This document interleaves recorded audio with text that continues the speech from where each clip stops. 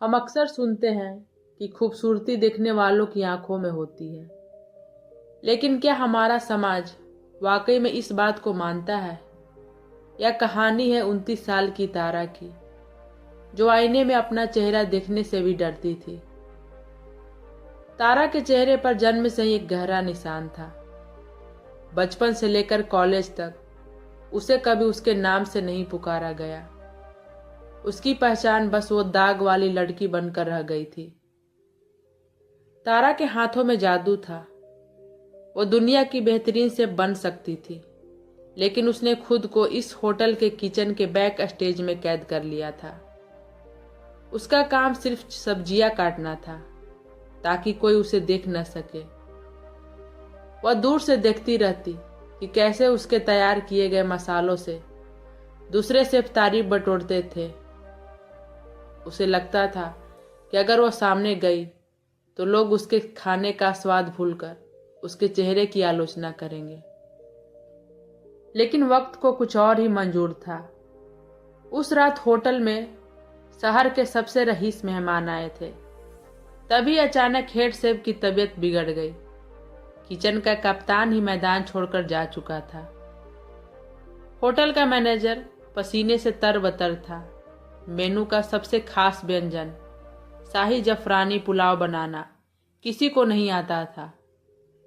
Hotel की इज्जत अब मिट्टी में मिलने वाली थी। सबने उम्मीद छोड़ दी थी। तभी उस अंधेरे कोने से तारा बाहर निकली। उसने मैनेजर से कुछ नहीं कहा, बस अपना एप्रन कस लिया। आज डर पर उसकी जिम्मेदारी भारी थी। तारा के हाथ किसी मशीन की तरह नहीं, बल्कि किसी कलाकार की तरह चल रहे थे। उसने वो खास मसाले डाले जो उसने अपनी माँ की पुरानी डायरी से सीखे थे। देखते ही देखते किचन में एक जादुई खुशबू फैल गई। खाना मेहमानों की मेज तक पहुंच चुका था। किचन में सन्नाटा था।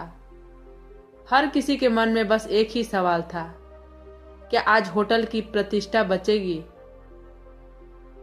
तभी बाहर से खबर आई कि मेहमानों ने खाना रोक दिया है। मैनेजर के हाथ पांव फूल गए। उसे लगा कोई गड़बड़ हो गई है, लेकिन मेहमान शेफ को डांटने के लिए नहीं, बल्कि उस जादूगर से मिलने के लिए बुला रहे थे। मैनेजर ने फिर वही गलती की। वह तारा के पास आया और बोला, तारा तुम पीछे ही रहो, मैं किसी और को क्रेडिट दे दूंगा। लोग तुम्हारा चेहरा देखकर शायद असहज हो जाएं।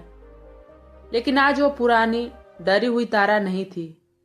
उसने मैनेजर की आंखों में आंखें डालकर कहा, सर, अगर स्वाद मेरे हाथों का है तो पहचान भी मेरी ही होगी।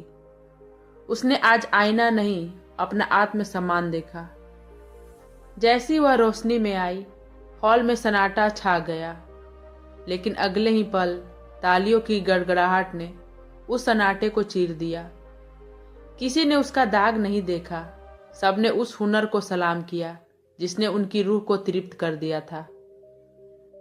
उस रात तारा ने सिर्फ खाना नहीं परोसा, उसने एक मिसाल पेश की। आज उसका अपना रेस्टोरेंट है, स्वाद का आईना। उसने साबित कर दिया कि दुनिया आपको वैसे ही देखती है जैसा आप खुद को दुनिया के सामने रखते हैं।